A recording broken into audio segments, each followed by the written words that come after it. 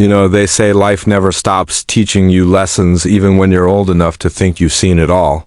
My name is Robert Turner. I'm 78 years old, a retired carpenter, and a widower for the past 8 years. I raised my son Daniel on my own after his mother passed. He was my reason to keep going, my pride, my only family. I taught him the value of honesty, hard work, and most importantly, respect. But no matter how much wisdom you try to pass on, sometimes life makes sure your children learn the truth in their own painful way. And Daniel, he learned it on the day he got married, when his bride tried to humiliate me in front of everyone. But what she didn't know was that I carried a secret of my own, one that would turn the entire wedding upside down. It all started 2 years ago when Daniel introduced me to Emily, the woman he wanted to marry. She was beautiful, confident, the kind of person who walks into a room and instantly demands attention. At first, I was happy for my son. He'd been lonely since his mother died, and I wanted nothing more than to see him smile again. But during that first dinner together, I noticed something that unsettled me. Emily spoke to me politely, but her tone had a sharpness to it. When I tried to tell a funny story from my past, she interrupted me mid-sentence and said, "Oh, that's cute.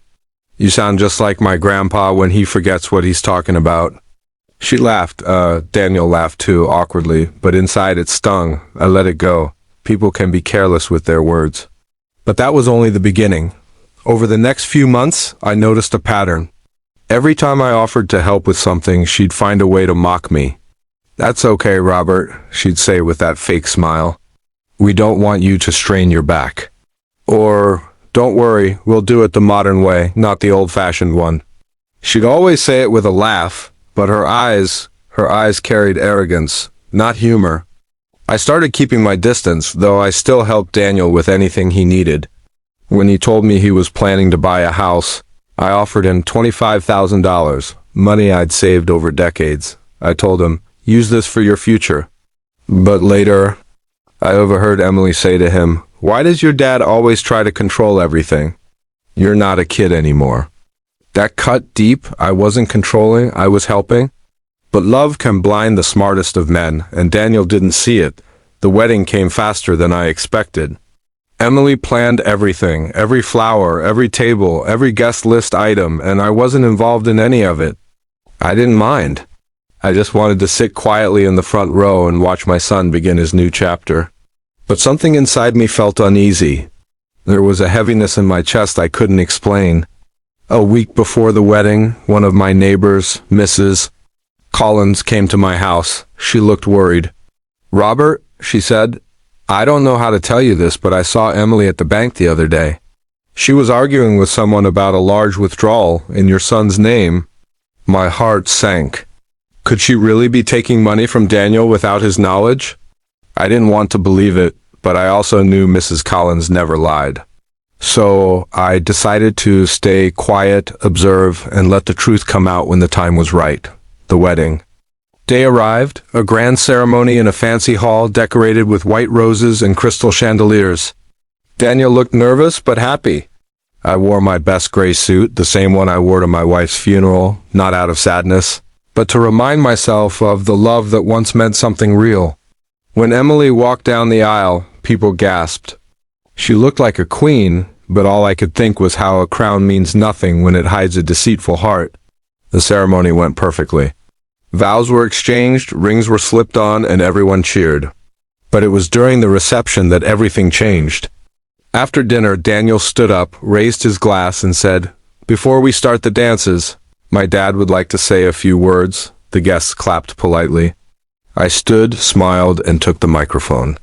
I said, "I'm not a man of many words, but seeing my son happy is the greatest reward of my life. I hope this marriage is built on trust, kindness, and the kind of love that doesn't fade when times get hard." The room was silent, warm, respectful. But then Emily laughed. Loudly, people turned to look. "That's sweet, Robert," she said, still smiling.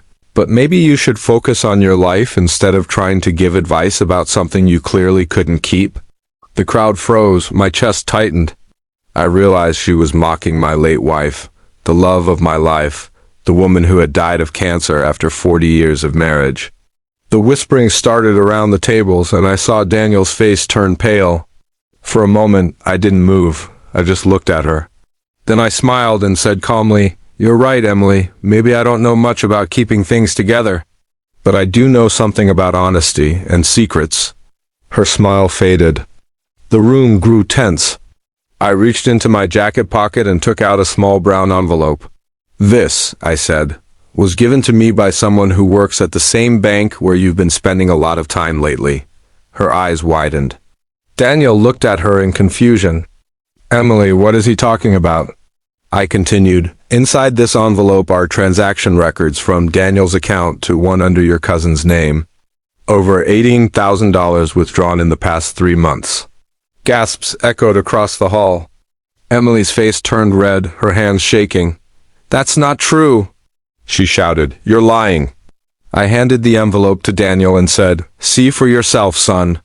I didn't want to ruin your day, but you deserve to know who you're marrying." Daniel opened it, and as he read, tears welled up in his eyes. "Emily, why?" he whispered. She started stuttering, making excuses about helping her cousin, but no one believed her. The entire room sat in silence, guests whispering, the bride's parents covering their faces in shame. Finally, Daniel placed the envelope on the table and said, "The wedding's over." Then he turned to me and said, "Dad."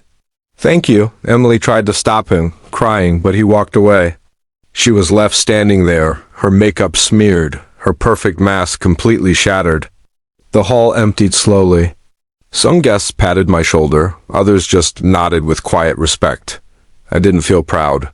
I felt sad, not because I exposed her, but because my son had to learn love's darkest lesson on what should have been the happiest day of his life.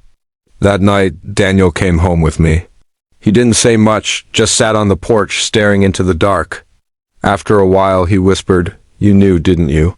I nodded. "I wanted to protect you," I said. "But sometimes the only way to see truth is to let it stand in front of everyone." Months passed after that day. Daniel slowly healed, focused on his work, and started volunteering at the local shelter. Said it helped him find peace. Every Sunday he'd visit me with coffee and a smile, and each time he'd say, "Dad, I finally understand what Mom used to mean when she said love built on lies always falls." I'd smile and reply, "And that's why truth, no matter how painful, is always the best wedding gift you can give someone." Now, when I look back, I don't feel bitterness. I feel grateful. Because sometimes God lets humiliation happen not to hurt you, but to reveal what was hidden all along. That day at the wedding, she tried to humiliate me. But the truth, the very thing she thought she could hide, humiliated her instead.